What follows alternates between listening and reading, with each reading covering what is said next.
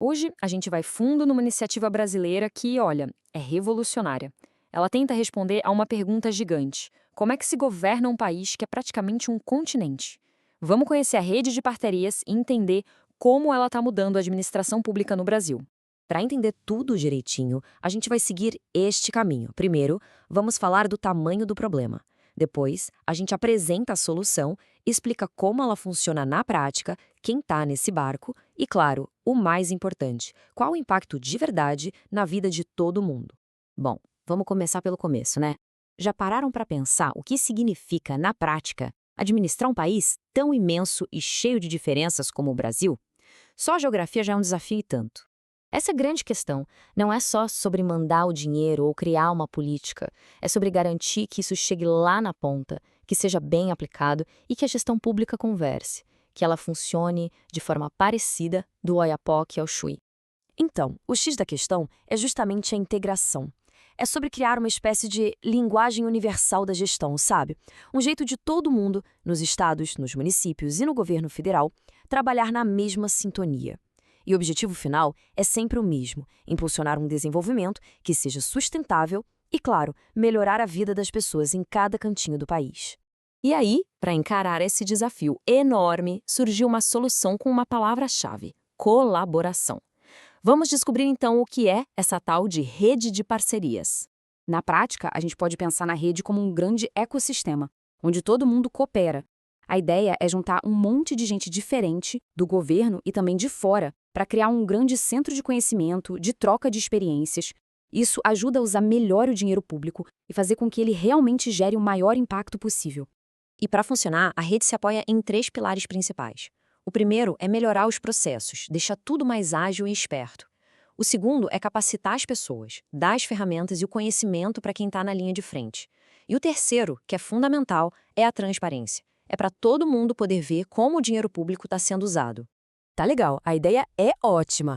Mas como é que isso funciona no dia a dia? Como uma prefeitura ou um governo de estado entra para essa rede? Vamos ver os detalhes.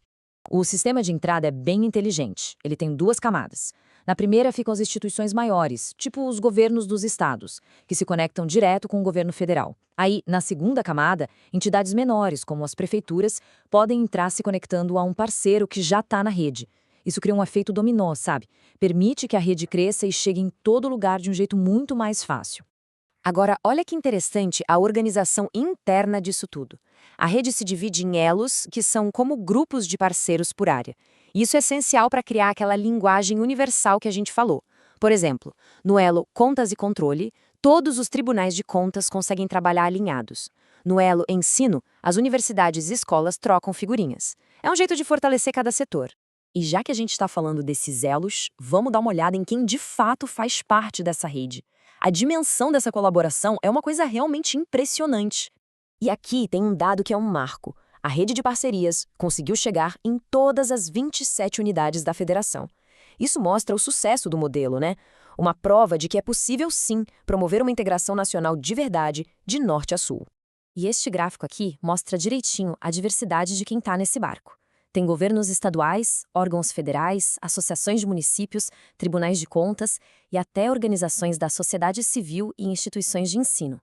É a tal da governança colaborativa acontecendo na prática. É muito legal ver tanta gente diferente trabalhando junto. Ok, a gente já entendeu o que é e como funciona. Mas e aí, o que isso tudo significa para as pessoas, no dia a dia? Vamos agora mergulhar no impacto real que a rede tem gerado nessa última década. Em 2025, a rede de parcerias comemora um aniversário muito especial: 10 anos. É uma década inteira construindo pontes, incentivando a colaboração e melhorando a gestão pública no Brasil todo. E olha, essa ideia de organização em rede não nasceu do nada. A inspiração veio de um modelo pensado lá em 1967. Mas foi em 2015 que ela saiu do papel para valer e hoje a gente vê uma trajetória de muito sucesso e que se consolidou. E essa fala do idealizador do projeto, Cristiano Heckert, diz tudo, né? Mostra que a rede não foi algo imposto de cima para baixo. Foi uma semente que cresceu por causa do trabalho conjunto e do engajamento de centenas de parceiros que acreditaram na ideia. E o reconhecimento vem de quem vive a gestão pública no dia a dia. Essa fala do Roberto Pojo, que hoje é secretário de gestão, só reforça o quanto a rede é valiosa. Ela é vista como um mecanismo único para construir conexões focadas no desenvolvimento de políticas públicas em todo o país. Então, no fim das contas, o que as pessoas ganham com isso? A gente ganha uma gestão pública mais íntegra, mais integrada, mais inovadora. E também mais transparente, mais simples e, o mais importante de tudo, mais efetiva. Isso quer dizer que o dinheiro público tem mais chance de chegar onde precisa e de se transformar em escolas melhores, hospitais melhores, melhores serviços para todo mundo. Essa experiência toda da rede de parcerias deixa uma reflexão bem importante para a gente. Se colaborar é o caminho para uma gestão pública melhor, o que mais a gente pode construir junto? Fica aí a pergunta sobre quais são os próximos passos para um Brasil mais conectado e que cresça de forma sustentável para todos. Obrigado pela companhia nesta análise.